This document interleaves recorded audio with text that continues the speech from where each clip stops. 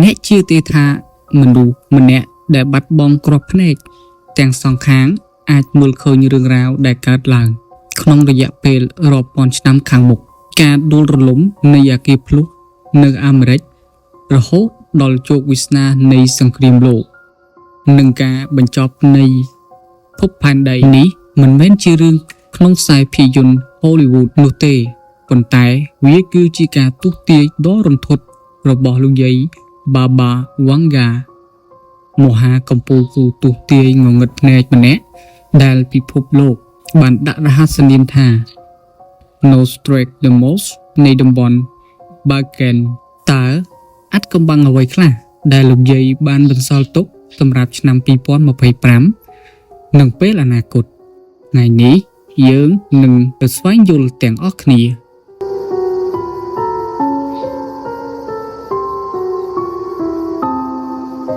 លោកយាយ Baba Vanga គឺជាគ្រូទស្សន៍ទាយជនជាតិប៊ុលហ្គារីដ៏ល្បីល្បាញម្នាក់ដែលត្រូវបានគេដាក់រហស្សនាមថានៃតំបន់ Balkan បើទោះបីជាលោកយាយបានទទួលមរណភាពតាំងពីឆ្នាំ1996ក៏ដោយក៏ទំនាយរបស់លោកយាយក៏នៅតែទទួលបាននូវការចាប់អារម្មណ៍យ៉ាងខ្លាំងពីមនុស្សជុំវិញពិភពលោកខាងក្រោមនេះគឺជាការរៀបរាប់អំពីការទូទាយសំខាន់ៗរបស់លោកយាយទំនាយទី1ដែលលោកយាយបានទាយហើយគេក៏ជឿថាបានកើតឡើងពិតមែន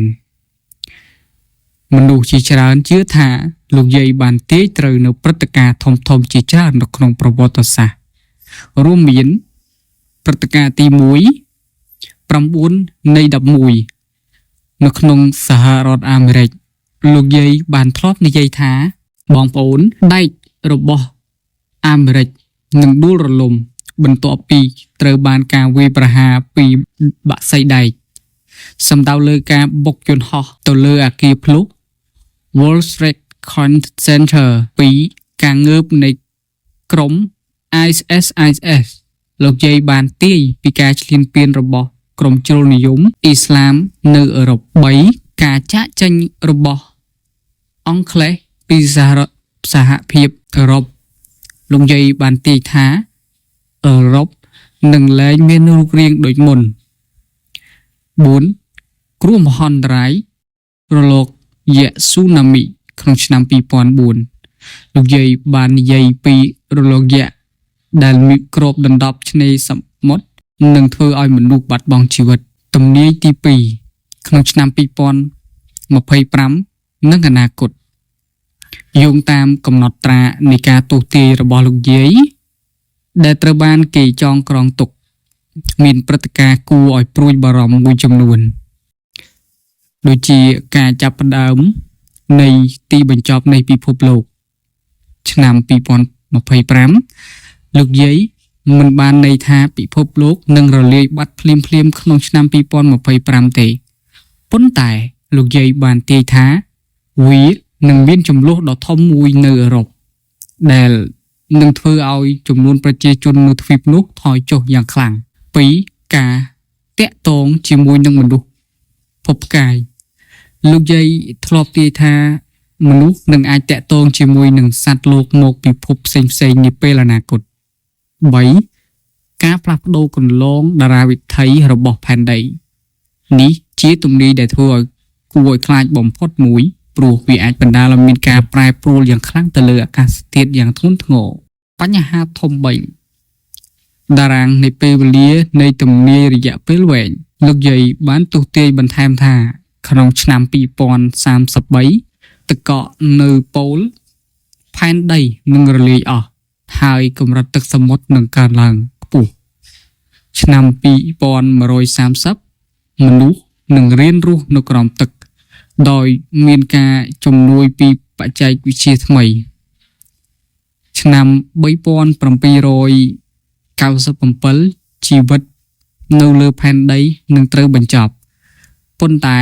មនុស្សជាតិបានផ្លាស់ទៅរស់នៅប្រព័ន្ធផ្កាយផ្សេងៗទៀតឆ្នាំ5079ជាឆ្នាំដែលលោកយាយទាយថាពិភពលោកនឹងដល់ទីបញ្ចប់ទាំងស្រុងតែម្ដង4ការវិភាគបែបវិទ្យាសាស្ត្រ និងការរិះគន់បើទោះបីជាមនុស្សជាច្រើនជឿជាក់ក៏ដោយក៏មានចំណុចខ្លះដែលគួរពិចារណាដែរ1គ្មានការកំណត់ត្រាជាលាយលក្ខណ៍អក្សរផ្ទាល់ខ្លួនលោកយាយបាបាវ៉ាន់ហ្កាមិនបានសរសេរទំនាយទុកដោយផ្ទាល់ដៃទេភាគច្រើនគឺជាការនិទានតគ្នាពីអ្នកដែលនៅក្បែរលោកយាយតែប៉ុណ្ណោះ2ការបកស្រាយទំនាយរបស់លោកយាយច្រើនតែជាពាក្យប្រៀបធៀបដែលធ្វើឲ្យមនុស្សអាចបកស្រាយទៅតាមព្រឹត្តិការណ៍ដែលបានកើតឡើងរួចហើយក្រោយពេលកើតឡើងទើបគេសន្មត់ថាត្រូវទំនាយដែលខុសលោកយាយក៏ធ្លាប់ទាយខ្លះដែរដូចជាការទាយថាពិភពលោកនឹងមានសង្គ្រាមលោកលើកទី3ក្នុងឆ្នាំ2010ជាដើម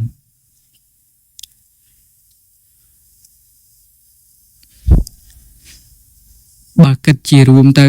ការទស្សន៍ទាយរបស់លោកយាយបាបាវ៉ាន់ហ្កាគឺជាការរួមបញ្ចូលគ្នារវាងការសង្កេតខាងវិញ្ញាណនិងការបកស្រាយរបស់មនុស្សជំនាន់ក្រោយវាជាប្រធានបទដ៏ជក់ចិត្តសម្រាប់អ្នកដែលចូលចិត្តស្ដាប់រឿងអាថ៌កំបាំងប៉ុន្តែយើងក៏ត្រូវប្រើប្រាស់ការពិចារណាឲ្យបានខ្ពស់ដែរមុននឹងជឿទៅលើរឿងអ្វីមួយអរគុណប្រិយមិត្តទាំងអស់គ្នានៅក្នុងការស្ដាប់ការបកស្រាយរបស់ខ្ញុំបាទសង្ឃឹមថាប្រិយមិត្តនឹងជួយចុច Subscribe និងឲ្យសញ្ញារូបបេះដូងម្នាក់មួយផងដើម្បីទទួលបាននៅវីដេអូថ្មីជាច្រើនទៀតពីខ្ញុំបាទសូមអរគុណច្រើន